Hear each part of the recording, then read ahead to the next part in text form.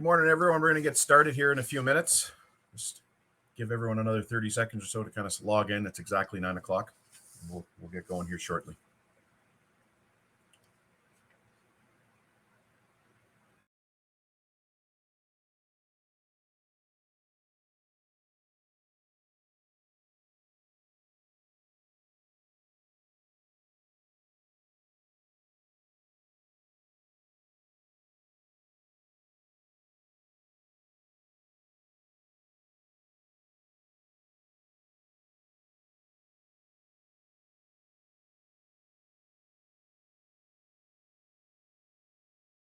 Okay, everyone, I think we've got most folks kind of logged in here now and attending. I'd just like to take a few minutes here at the outset before we get going just to say a few things here.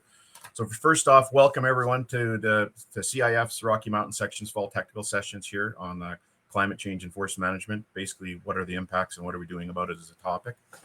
It's a virtual conference, as you obviously see. There's a lot of functionality. I'll get into some of the logistics here in a little bit. Everyone should have received an email with instructions on how to use things and what have you. If you've got any technical questions or issues, there's contact information for Julie Benedict there in that email. You can get hold of her through phone call or email. Climate change is obviously a hot topic these days in many areas of our lives, both professional and personal. We hear about it every day, pretty much on the news. The world as we know it is in the midst of many changes, both in how we view and assess the implications of climate change, as well as how we address those implications. So we got a great lineup of speakers today, that will hopefully shed some light on these areas for all of us, and that us as practitioners can kind of hopefully absorb and take into how we consider what we learn here today on how we apply in our day-to-day jobs, as forest management professionals. Just a few words on logistics today. So again, the session is starting here at 9. It's going to run to roughly about 3:30. There may be some give and take depending on how the presentations go as usual, but that's kind of the goal, is to kind of finish up around 3:30. The presentations have been grouped thematically, as you've probably seen in the agenda. We've got the first one, we're talking about assessment, climate change assessment. Second one is climate change planning and management. Third one's climate change and carbon in the market. And then the last one dealing with wildfire and climate change. Great speakers on all of these areas, and looking forward to what they have to share with us today. As far as how it runs, it'll be similar to a lot of these virtual technical sessions that I'm sure folks have some degree of familiarity with.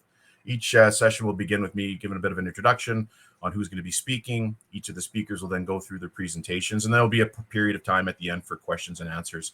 I'd ask, as we're going through the presentations, if you do have any questions, just enter them into the chat box off to the side. We'll be monitoring that as the presentations are going, and at the end, we'll be getting the speakers to respond to chosen questions out of that mix. We don't get to all of them, don't worry. We'll try to respond after the fact. There'll be 2 bio breaks, one in the morning, one in the afternoon, and a brief break for lunch as well in between presentations.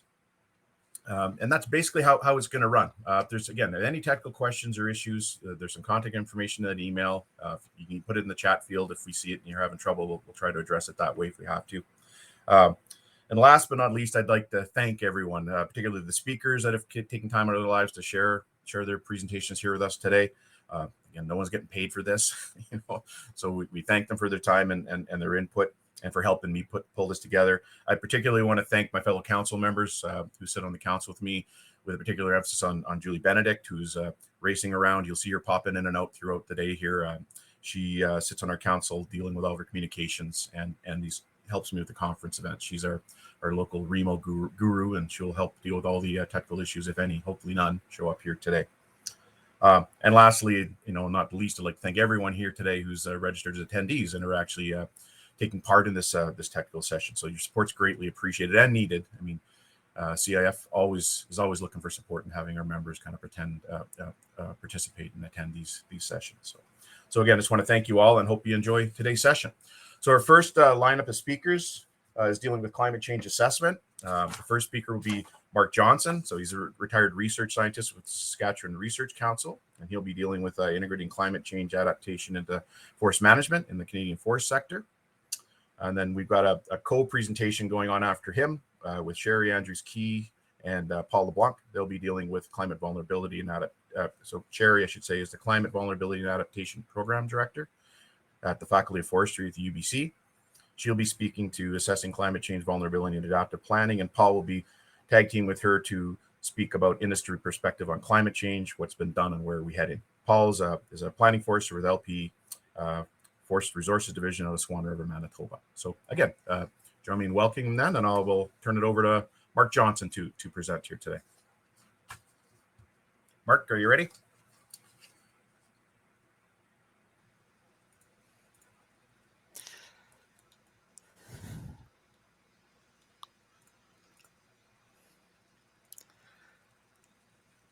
I'll have to go find my presentation here. Yeah. Just hit share when you're ready there, Paul. Shoot. Okay, just hang on a second here.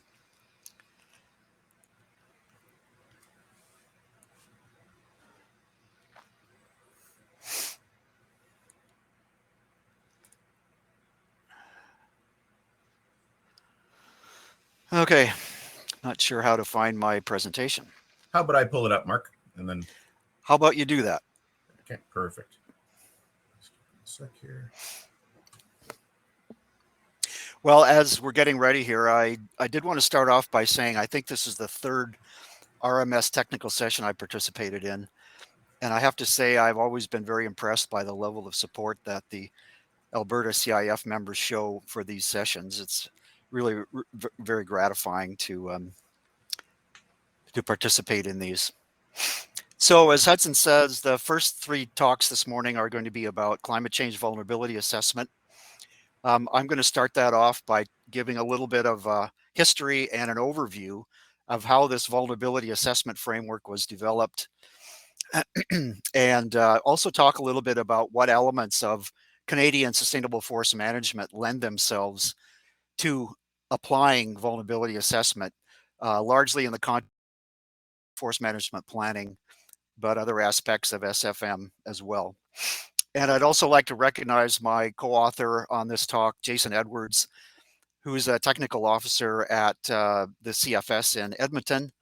And Jason was really instrumental in getting this vulnerability assessment framework and associated documents finalized, and was the author of the guidebook, which is the foundation of how this system can be applied to real world forest management exercises. And Sherry and Paul will talk more about exactly how that works after me. Oh, next slide, please. So starting off in about 2008, the Canadian Council of Forest Ministers was given the task by the Council of the Federation to develop an approach for assessing climate change vulnerability in the Canadian forest sector. And that was largely a result of the Council of the Federation meeting in Vancouver and the then Premier of BC twisting all the other jurisdictions' arms in agreeing that climate change was a critical issue for Canada, not only in the forest sector, but other sectors as well. And a lot of that came about as a result of the fires in Kelowna in 2003 and other things that were happening in BC. So BC was really instrumental in getting this thing started. And so the Canadian Council of Forest Ministers was given the task of trying to develop an approach to assessing vulnerability in the forest sector. And the CCFM in turn put together a group of forest practitioners and policymakers from all across the country to try to develop an approach for vulnerability assessment. And after about a 10-year process of development and testing and revision and more testing and more revision, in 2018 or so, we finally came up with a toolbox to assist practitioners in vulnerability assessment and adaptation planning. As I mentioned, the foundation of this toolbox is a step-by-step guidebook designed specifically for practitioners of sustainable forest management in Canada on how to undertake a vulnerability assessment and how to use that information in planning adaptation options.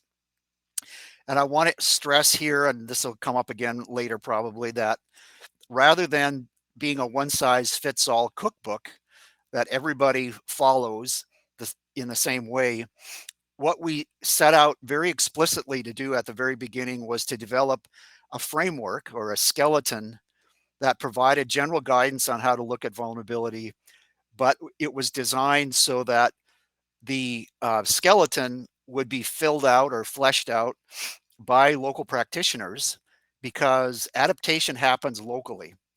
And so practitioners need to bring their knowledge of the local landscape and the local operational realities and local policy environment and all the other aspects that guide their day-to-day activities. That kind of information has to be incorporated into the vulnerability assessment. And obviously that's going to be quite different from place to place. So right from the beginning, we designed a system that was designed to provide a tailor-made vulnerability assessment for local circumstances. And I really want to stress that, because what people wind up with at the end is something that's unique to their set of circumstances. And Sherry and Paul will talk more about that a little bit later. So we have this step-by-step guidebook for practitioners, along with a number of supporting documents, and I won't go through all of them, but there are technical documents, for example, how to use climate and social science scenarios in doing the vulnerability assessment, and some organizational guidance. So for example, before undertaking a vulnerability assessment, which is a fairly complex undertaking, is the organization actually ready to do this? Do they have the right resources in place? Do they have the right people in place? Does the organizational leadership endorse what they're trying to do, and will they support it, and so on? So there are some organizational readiness things that need to be done before you actually undertake the vulnerability assessment. And we're now in a position in which the toolbox has been applied by both government and forest industry in a number of different provinces. And again, Sherry and Paul will talk in detail about exactly how that has occurred in the prairies. Next slide, please. So of course we have to have a complicated diagram to complete a presentation like this. And so the vulnerability assessment goes through several stages. Decision context is, again, the background information. Is the organization ready to go? Do they have the right information in place, and so forth? What is the policy environment or policy context in which they're going to be doing this? In the case of industry, are the provincial regulators on board with this, and so on? So it's all that background information that sets the stage for actually undertaking the vulnerability assessment. Now, the next box is actually a little bit interesting, and it says relationship to current climate. And people might say, well, but wait a minute, we're talking about climate change. And the reason that that box is in there is that we have found through experience that working with practitioners and thinking about their current climate vulnerability and the experiences that they've had in relation to current or past climate events sheds a lot of light on their ability to respond appropriately. And so we recommend that people take some time to really understand how current climate or the past climate has affected their operations. You know, have they had road washouts that prevented volume from getting to the local mill? What's their relationship with forest fire activity, and so forth? And not only what are the impacts of those events, but what was their ability to cope adequately with those events? So spending some time understanding your vulnerability to current climate is well worth the effort. And the other thing I'll mention here is that, you know, there may be, even today, people out there in organizations that don't believe in climate change.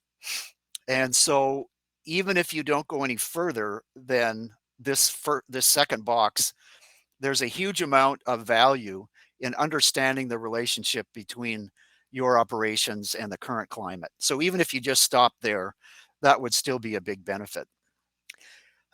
So just to illustrate this idea, I was doing a workshop in Northwest Territories several years ago, and we were talking about fire, of course, as you would in the Western Boreal. And there had been just before that, there had been some scientific work and some publications talking about what future fire activity might look like. And so I brought that along, and, you know, it's kind of difficult to visualize a future scenario like that. And so it turned out in talking to the fire managers there that, in fact, the kind of scenarios that were being developed by the researchers were very similar to the worst fire year that the Northwest Territories had experienced up till that point. And so we spent much of the workshop not talking about climate change per se, but rather what was it like to have that worst fire year ever, and what are the implications if that fire year becomes more frequent? Not every year, but every few years instead of, once every couple of decades. And of course, the value with that is that people then can think about climate related events and climate impacts in relation to their actual lived experience rather than some mythical future that's hard to visualize.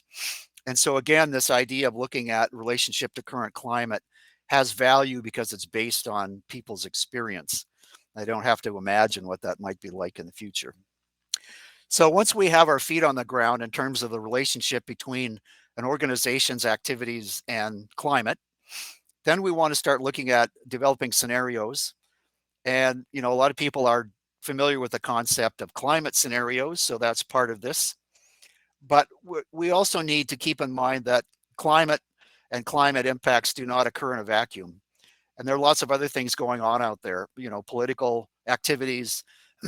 For example, all across Canada, there's a big movement towards empowering Indigenous communities to take a greater role in forest management decision-making. That has a lot of implications for forest management and is not necessarily a climatic-related development. So in terms of developing future scenarios, we want to think about climate, but also other potential developments that may affect the future of sustainable forest management. There's lots of guidance available out there these days about how to work with climate scenarios. One of the technical documents, as I mentioned, that was developed as a part of this CCFM exercise talks about that, but there are lots of other bits of guidance too. And is that when I started off working in this area more than 20 years ago, it was really a challenge to try to find adequate climate data, particularly future climate scenarios, at a spatial scale that was relevant to forest management decision making. And that situation has changed dramatically over the last 20 years so that we now have regional climate model data that's at a scale that's actually quite relevant to forest management decision making. And so the landscape in terms of climate scenarios has changed a lot in that time. So, and again, the guidebook that I mentioned before provides detailed step-by-step guidance on how to walk through these different stages. So after we look at some scenarios and based on our understanding of current climate and the organization's operations, we start looking at how to assess future vulnerability to sustainable forest management. And again, there's a lot of guidance in the documents on how you actually go about doing that.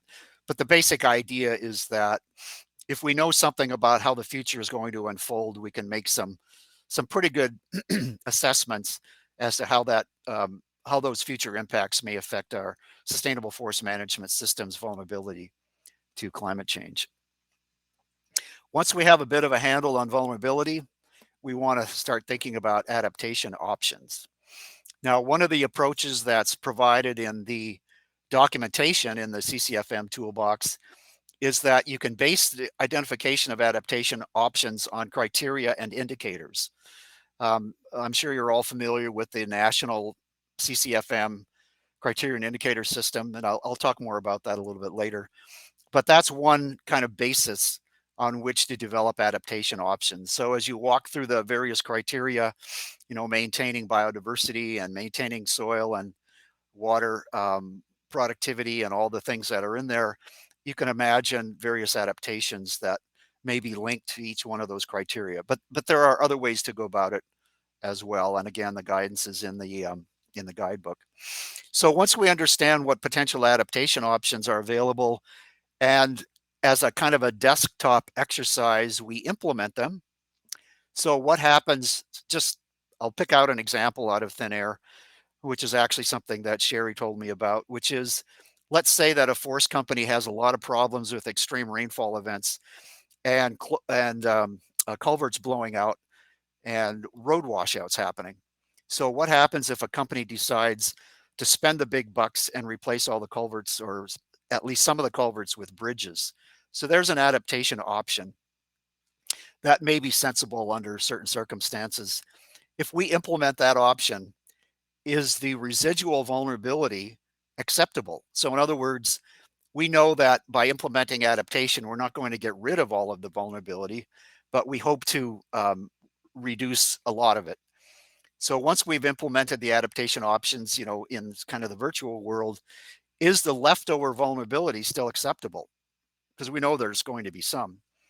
So if the answer to that is no, it's not acceptable, then we need to go back and revisit our adaptation options and be a little more creative in coming up with things that may reduce vulnerability further. On the other hand, if the residual vulnerability is acceptable, yes, then we feel like we've identified the appropriate options, and we want to continue to monitor the system and continually update our understanding of vulnerability and residual vulnerability. And if that situation changes, we might go back to the revisit adaptation options link there. And then the other thing is that under extreme circumstances, it may be that adaptation isn't going to take us where we need to go, regardless of how innovative they are. And so we may have to go back to that central box and say, well, the vulnerability that we're identifying here is so extreme that we may not be able to practice sustainable forest management. And of course, that's, an extreme outcome, and probably in the majority of cases would not actually occur. But I think the way that the future is unfolding right now, we have to be open to the possibility that there may be portions of Canada in which sustainable forest management is no longer viable, or will become no longer viable. So I just thought I'd throw that out there for people to think about. Next slide, please. So as a part of this exercise, some colleagues of mine and I undertook what we call the state of play review, which was basically to go across the country and kind of capture what the various jurisdictions were doing in terms of vulnerability assessment, adaptation options, providing tools to forest managers that could help them with these issues. And so the next couple of slides just provide some examples of some of the things that we came across. So Natural Resources Canada in 2012 established what's called the National Adaptation Platform, which is basically a federal, provincial, territorial working group that gets together a couple of times a year in what's called the plenary. And they discuss at the national level issues related to climate change impacts and adaptation. And underneath the adaptation platform are a whole bunch of different sectoral working groups. And so the Forestry Adaptation Working Group was established again in 2012. And that is made up of a number of jurisdictional forest managers and policymakers from across the country that get together kind of on an ad hoc basis, and they share information and tips and tricks on what they're doing to try to work with climate change impacts and adaptation. And that's, of course, free to join for anybody who's interested. So the guidebook, the practitioner's guidebook, was completed in 2015 and has been revised a little bit since then.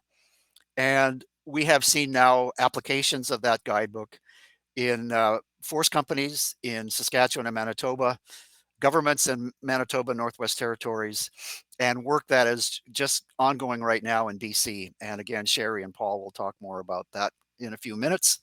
But because of the breadth of the country and the wide variety of different circumstances in terms of forest types and land ownership patterns and forest policy across the country, we need more examples of applications of this vulnerability assessment framework.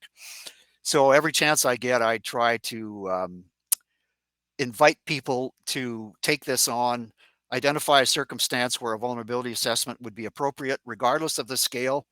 Could be an entire province, it could be an ecoregion, it could be a forest management agreement area. We really feel strongly that this framework and guidebook are flexible enough that they can accommodate analyses at a wide variety of different scales. And so we really would like to see more examples of this approach being applied on the ground. And so some of the examples of what jurisdictions are doing out there. Next slide, please. So lots of provinces have climate change strategies and action plans, and I'm sure all of you are familiar with what those look like, and they're constantly being updated and improved. Detail is being added, resources are being put forward for actions related to climate change. So we see that across the country. Jurisdictions are continually issuing reports and information resources for practitioners. There's a lot of that out there, although a lot of it is relatively general. There are online communities of practice. So two specifically that I think are of interest: the Climate Change Adaptation Community of Practice, which is the first one there, is a community of practice that's run out of Sudbury, and they have a community of practice that's dedicated to adaptation across all sectors.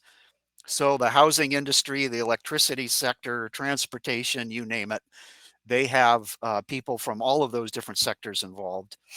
And then kind of nested inside of the CCACOP is the FACOP, which is again Forestry Adaptation Community of Practice.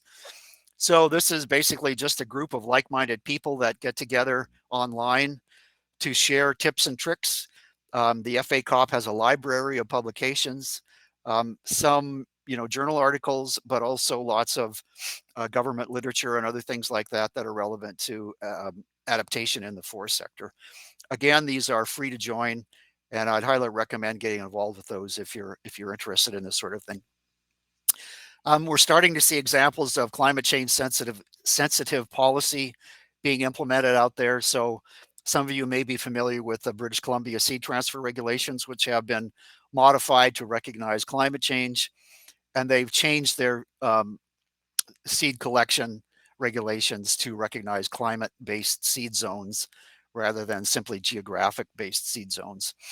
And we know that other jurisdictions are also moving in that direction. Research is going on related to climate change. Provenance tests are being established. Some of you may be familiar with the Illingworth test in British Columbia for lodgepole pine, in which back in 1973, people from BC went out across the countryside and gathered seed lots from Yukon to Central California. So if you visualize that distance, you can imagine the amount of climate variability that was sampled when they did that seed collection. And so those seed lots were brought back to BC and planted out in 60 different locations across the country, across the province. And at the time, of course, climate change wasn't really on the radar. And so the purpose of doing it originally was simply to see what kind of productivity differences there were among those different seed lots. Well, it turns out, because of the wide latitudinal variation that they sampled, that they also have seed lots from a wide variety of different climatic conditions. And that now has turned out to be a gold mine. And that's really what the change in BC seed transfer regulations is based on. So even though it was never designed for that in the beginning, it has turned out to be amazingly useful for climate change adaptation in the form of seed transfer guidelines. So there's lots of landscape modeling out there. I've done some of that, and a lot of people have as well, looking at, using climate sensitive landscape models to look at potential future conditions on the landscape, and then sitting down with forest managers and saying, well, here's some ideas about what the landscape might look like in the future. What does that tell you about how you might have to change your operations? That kind of thing. And of course, as I mentioned before, climate modeling and downscaling has moved ahead in leaps and bounds since 20 years ago. And so that of course is continuing. And we really see a large global modeling movement right now in lots of groups around the world getting together with climate modeling comparison programs and things like that. So it's really quite an exciting time in that realm. Next slide, please. Yeah, that's it. So BC developed a climate sensitive species selection tool several years ago. There's user-friendly downscale climate data, and what I'm referring to there specifically is a software that is a front end to a very large database of climate data that was put together by the UBC Tree Improvement Group because of the importance of understanding climate change to tree improvement and assisted migration and that kind of a thing. And this tool is called Climate North America. And it's set up so that you can submit either a single point or a large list of points based on latitude and longitude. And the piece of software will query the database and bring back historical or future climate data for all of those points over a user-defined set of time periods. It's really an amazing tool and very simple to use. I've used it quite a bit, and I highly recommend that if people are interested. So jurisdictions are trying to get communications tools out there. So there are websites coming up and newsletters talking about guidance for practitioners and things like that. In terms of implementation, we see the BC Seed Transfer Guidelines, as I mentioned. There's a lot of work, especially in the Western Boreal, related to Fire Smart, which is all about reducing fire hazard around communities.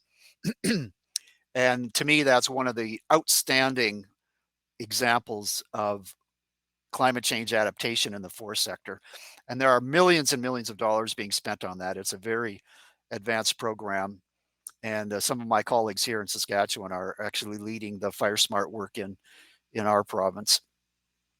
And we're starting to see climate-based stalking standards and other climate-related regulations implemented into forest management policy. And there's some examples of assisted migration out there, not a huge number, but it's starting to happen.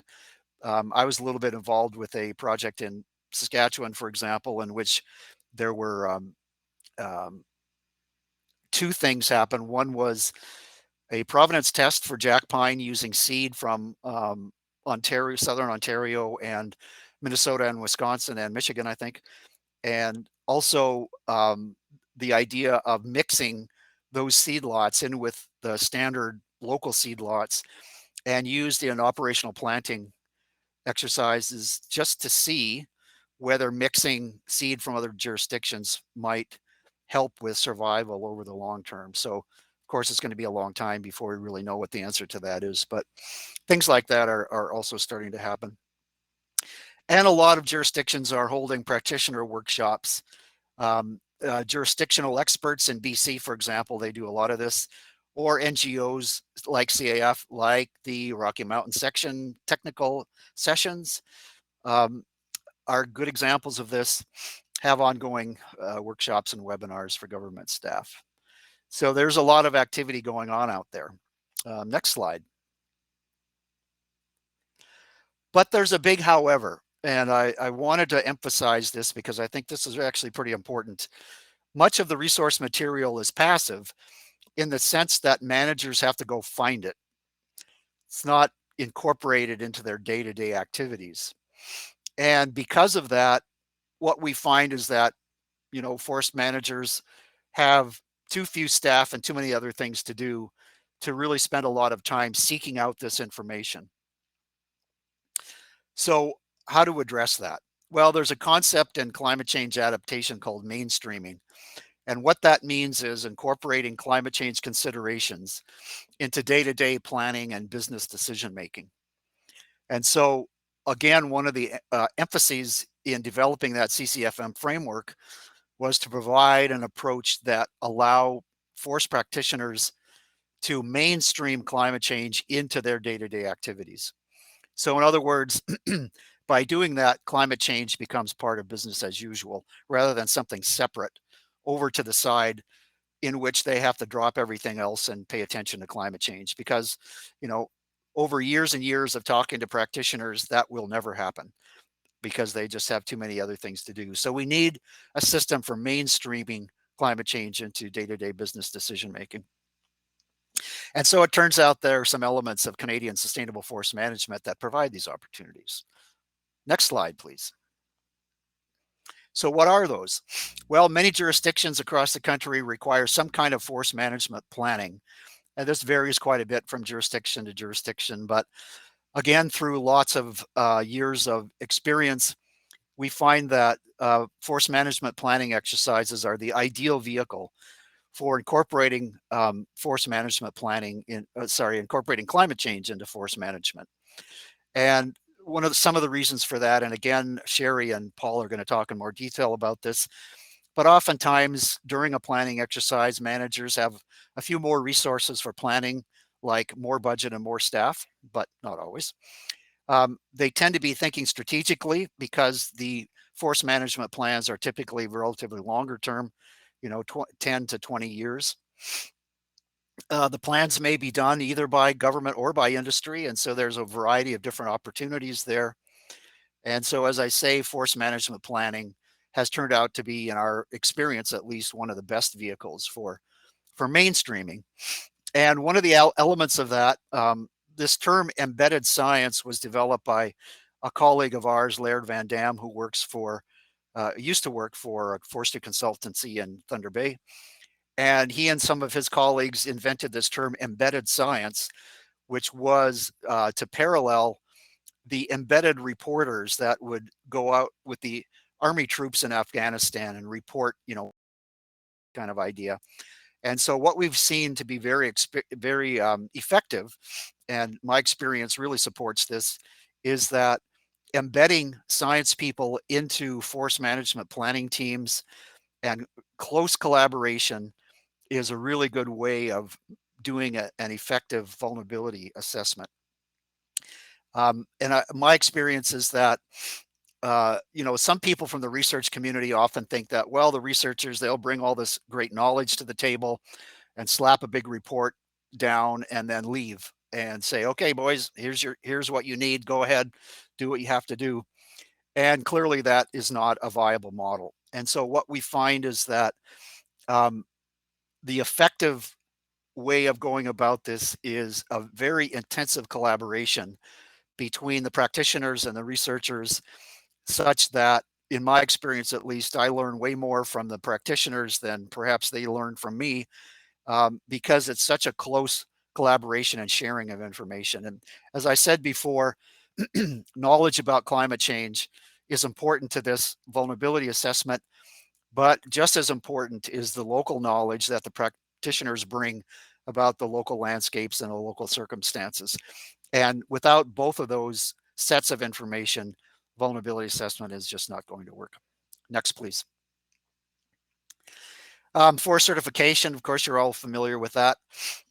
You probably know that Canada has one of the highest amounts of certified land in the world. So at last count, 164 million hectares spread among Forest Stewardship Council, Canadian Standards Association, and the Sustainable Forestry Initiative.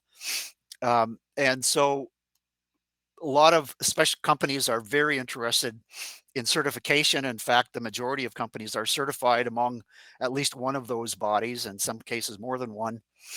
And so what role does forest certification have in trying to promote vulnerability assessment and provide guidance? Well, I think it's fair to say that all of the certification bodies are working towards incorporating climate change impacts and adaptation into their standards. And it turns out that last year in 2020, Sustainable Forestry Initiative included guidance for vulnerability assessment in their recently revised standard. And in fact, they put in an additional article within their standard on climate change. I think they call it climate change resilience or something like that. And so we're starting to see examples of climate change vulnerability guidance put into certification standards. And I really think this is an important tool, and we really hope to see more of that happen as time goes on. Next slide. So I mentioned earlier CCF-M criteria and indicators. Most of you probably know that those came out of what was called the Montreal process in the mid-1990s, which was an international gathering of forest-based countries that got together and developed the criteria and indicator system. And then what happened in most of the cases is that each country went back and developed a slightly modified set of criteria and indicators for their own internal use. But I've done a review of all of the different systems across the world, and in fact, they're all very similar. And so the one in Canada includes those 6 criteria that you're all familiar with. I mentioned earlier that this can serve as a framework for assessing vulnerability and identifying adaptation options. So, for example, what do we know about climate change and its impact on biological diversity? What do we know about climate change on ecosystem condition and productivity, and so on? So that can serve as a framework for systematically looking at vulnerability, but also identifying adaptation options. And it turns out that some jurisdictions, I know, for example, Alberta and Saskatchewan, use the criteria and indicators as a framework for their forest management planning guidelines, and the Canadian Standards Association also uses it in their as a framework for their standards on sustainable forest management. So CNI has, I think, a lot of value in this area, but we're also quick to say in the guidebook that, we chose criteria and indicators basically as an illustration of a way of assessing vulnerability and adaptation options. But if a local jurisdiction or a local company has a different framework that they use to assess sustainable forest management, then sure, go ahead and use that. It's whatever makes sense in your local circumstances. But I think criteria and indicators is a good starting point, and we made use of it because most people across Canada in the forest sector are familiar with it. Next slide. So just a couple of references. So the Climate Change Adaptation Community of Practice and the Forestry Adaptation Community of Practice can be found at that website. Again, it's led out of Sudbury. And the CCFM Toolbox, now I have to admit, I've checked the CCFM website just recently, and up until a few months ago, they had all of the parts of the toolbox posted there, which runs to about a dozen documents, including the guidebook and a framework document, the organizational readiness stuff I talked about, and a whole bunch of other things. And those don't seem to be there anymore, except for the practitioner's guidebook. So I need to get a hold of the CCFM people and find out what the story with that is. But anyway, that very long URL will take you to the guidebook if you're interested in having a look at it. And myself or Sherry can also provide you copies, PDF copies of the guidebook if you're interested. I think that's the end. So let's go to the very last slide. Oh, yes, of course. So I need to acknowledge the contributions made by the Forestry Adaptation Working Group and Natural Resources Canada for funding a lot of the work that went into the development of the guidebook, but also some of the supporting technical documents and the state of play report that I mentioned earlier. And also I should mention here, BC, the provincial government kicked in a whole bunch of money at the very beginning of this thing back in 2008 that really got it off the ground. And I think if it wasn't for that substantial funding, we would have had a hard time getting this thing going. As I mentioned at the beginning, the development of the CCFM toolbox was a huge collaboration among a whole bunch of provincial and territorial and federal colleagues, forest managers, and researchers. And frankly, it was one of the best collaborative experiences I've ever had. And I really thank them a lot for all of the support and the information sharing that went on as a result of that collaboration. It was really a very rewarding experience. Okay, I think that's all.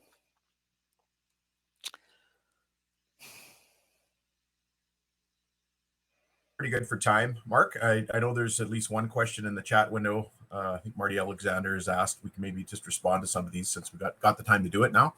Sure.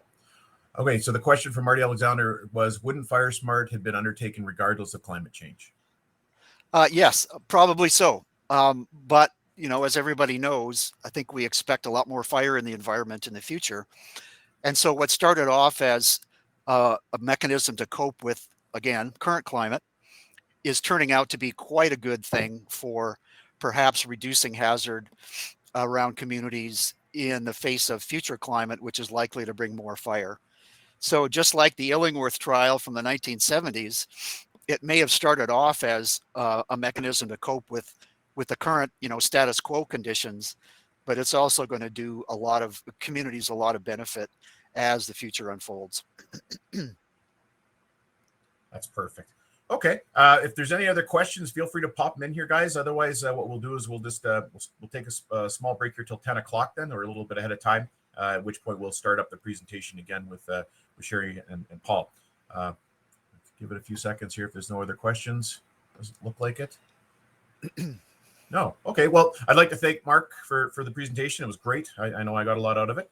So what we'll do then is, I should also mention there was one question that came up during the presentation with regards to whether the presentations will be recorded. They will be. Each one is going to be recorded, and then it'll be made available to all the technical session attendees here after the fact. So it'll be put up on our website or emailed out or whatever the case may be. But they will definitely be recorded and made available. So again, thanks, Mark. We'll take a quick break here. I'll stop sharing, and then we'll start back up here at 10 o'clock. You're welcome. Thanks, guys. We'll see you back at 10.